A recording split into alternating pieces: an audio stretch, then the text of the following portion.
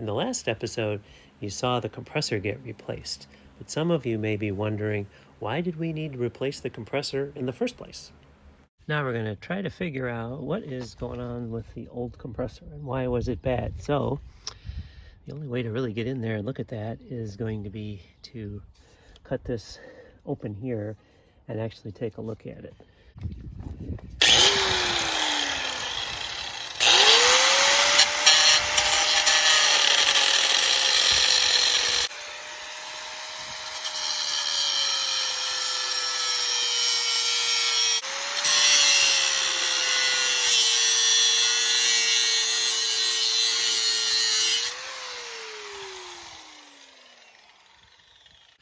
All right, let's take a look inside here.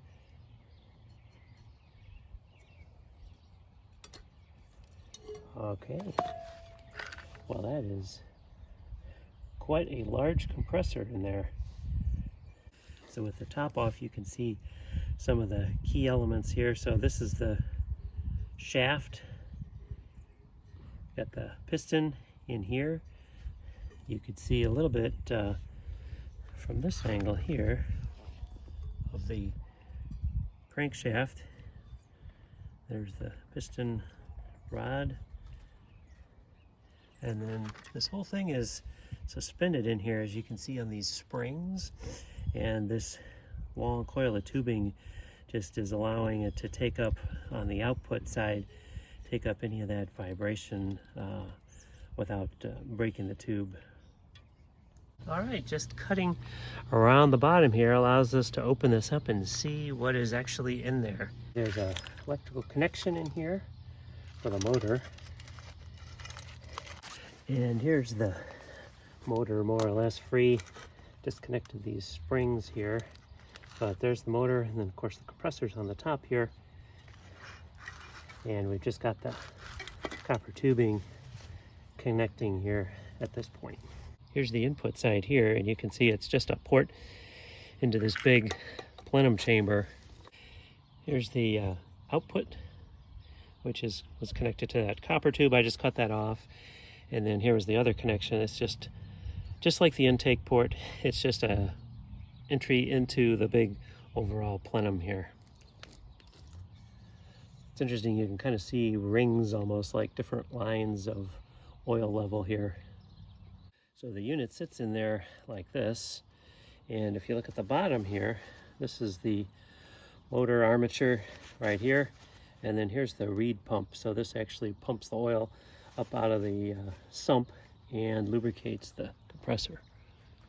Brought the compressor into the shop here just to get a little bit easier view of it, and wanted to show you this. This is the top of the cylinder, and then this is the intake. This is like a little muffler kind of thing here. So that's where the gas is pulled into here, and so you can see that if the oil level is too high in here, you're just going to be pulling oil into here. So we're going to take this off, which is kind of the head on top of the cylinder, and we're going to take a look in here and just see if we see anything that's would have been a problem.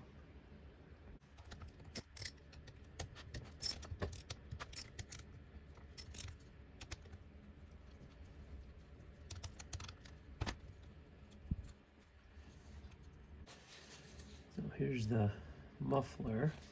Pull that off. Well, it's really not a muffler, it's more of an intake plenum. You can see here, and there's the hole. So that tells you that if your oil level is any higher than about here, that you're going to be sucking oil through here. Here is the head of the cylinder. That's what that looks like. And then here we have the valving. Looks a little bit dirty in there, but it may not be really a problem. Okay, so that was there. See how this goes together like this. There's a closer look at the cylinder there. Actually, it looks really clean in there. I don't really see any scoring. any sort. It's kind of interesting that the top of the piston looks kind of black, but you can see the cylinder walls look pretty good. The way this reed valve operation here works is that the intake is right here. So when that piston moves down, opens this reed valve here. This is just open and just allows the flow to come in here and go right into the cylinder.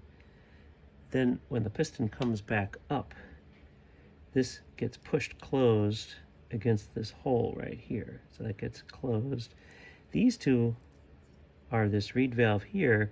So the high pressure then pushes up through here and into this chamber out here.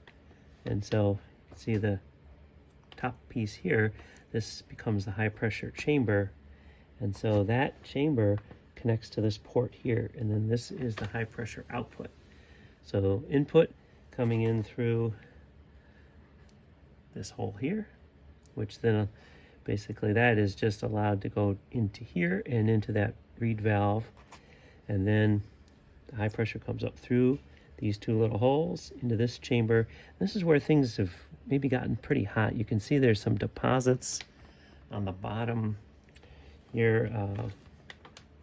Just point right here. You can see some deposits in there on that reed valve, and then also up here. Okay, with a torque socket, you can pull this bolt out here, and we'll find out what's in here. I suspect this is just like a little plenum that helps to even out the pulses from the compressor, so you've got a more uniform pressure coming out of here. So you can see there, that's the output, and there's just a hole in there. We'll take this one off here too. See, it's like just kind of like a washer that tip this over so you can see in here. They're just little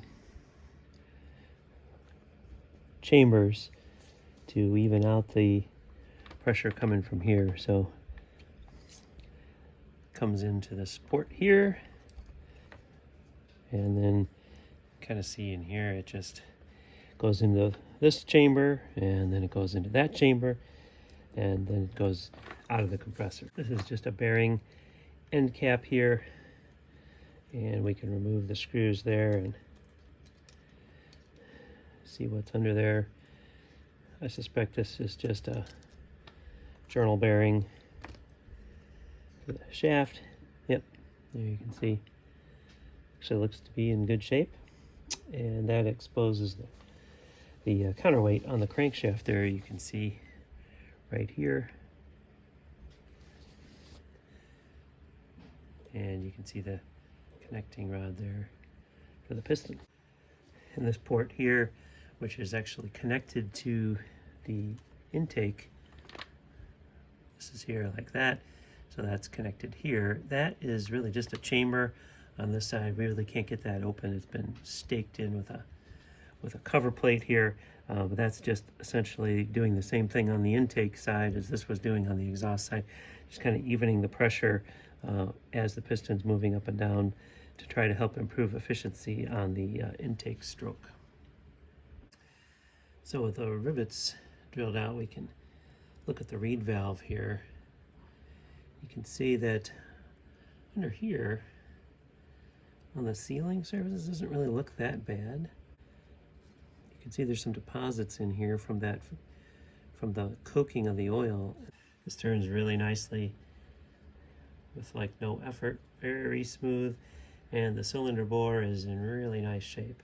So there was really nothing wrong here with the actual piston and the bearings and the motor. Everything looks good there.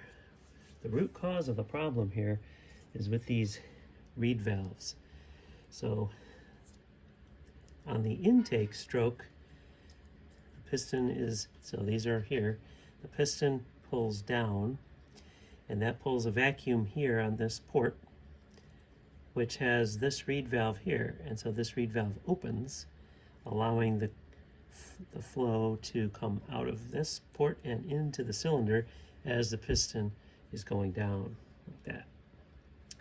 So it gets all the way to the bottom, and then it starts to come back up, and that starts to create pressure in the cylinder, which closes this reed valve, and then these two up here, which were closed when the piston was on the way down, right? So then as the piston goes up, then these two are supposed to open, right? So this reed valve was like this, and so those are supposed to blow open, and the high pressure vapors come up through here and they go into this little port here. Well, the problem was that because things were getting too hot, there was too much oil. We were getting coking of the oil. So you can see there it was coked up, and you can see it's deposited here, and all of that was not allowing this valve to open as much as it should. So you can see, if you look at it from the cross section here, it doesn't allow much opening in the first place, and if it's all coked up in there with this oil, then that's not going to allow that valve to open. So what happens then is pressure stays in the cylinder when the piston is all the way up here. You've got some pretty high pressure still in there, not all the gas comes out. So when it starts on the way down, you're still closed here because you still have high pressure, higher than what's on the other side that you're trying to suck out of the lines. So this input doesn't really open for a while until maybe the piston's, I'm just going to say, halfway down or something like that. Then it starts to come in here, right? So essentially what that does is it reduces the coking here, reduces the amount of pressure rise that the compressor can generate. And that was the fundamental problem, and why it couldn't get the lines evacuated down to about -10 inches of water or even below that, is because this coking here, which I believe that comes from running too much oil in the compressor here and having a lot of oil going through the system, which when it gets hot, it compresses, it gets hot, and it cooks right here. So this was the problem. Of course, there's no repairing this, because once you cut the case apart, you'd have to come up with another case. But that's the root cause of why the compressor was not evacuating. I thought some of the viewers might be interested to see the parts, all of the parts inside this compressor, so I decided to take it apart. Really the only thing to do was use a hydraulic press to press the crankshaft here out of the armature. As a press fit, as hydraulic presses go, it really only took maybe a few hundred pounds to press this out of here. I just used a socket about the right size and was able to press this right out of here. Before doing that, I had to pull the reed pump out. This is really just a press fit also up into the shaft there, and you could grab that with a pair of pliers and pull that right out. And that's really just a conical tube here with just a plate stuck in the middle of it. This is that reed pump. It's a little hard to see in there, but there's just a piece of sheet metal stuck down in there asymmetrically, off to one side there, so that when this spins, and it's submerged in the oil, it tends to pull oil up through here, and that provides the oiling system for this compressor. So the oil is pulled up from the oil sump and fed up through here. There's actually a hole that goes all the way through there. You can see the hole there. Essentially it's going up through here off to the side in this shaft, and then right through here, and then back into here. You can see it ends up here. So that provides oil for the main bearing here, the piston rod, as well as that top bearing, to keep those lubricated. Anything excess just comes out the top there. That's essentially how the crankshaft goes together. And then this is the piston. Very simple design there. It's got a groove here to help with the sealing. There's a little oil hole there. And so very simple. If you look at it carefully, there's almost no wear in here in the journal bearing, on the sides of the piston. Things look almost like new here. And then this is the casting. The windings bolt to the bottom there. This is just the motor windings. They're just held in with 4 bolts here like that. Very simple system. And then as you saw earlier, this is the reed valve set up here, and this is the muffler, or the intake muffler. And really the idea with this thing is to just try to get any oil that may be sucked up with the vapor to try to get separated inside here and then drain back out the hole. So that's really what the purpose of that is. And that's about it. A very simple system, and the condition of this system is really in good shape, except what we saw earlier about the reed valve there.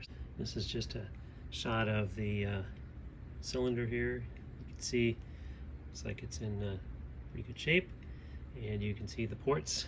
This is the intake plenum that's over here, and then the output pressure here, which then goes into these two chambers, one after the other. But the condition of the cylinder here looks very good. Thanks for watching this video, so we can find out what was really wrong with the compressor. And in the next video, we're going to use the recovery machine to recover Freon from a tank and charge a tank, make sure that it's working properly. So thanks for watching this one, and stay tuned for the next episode.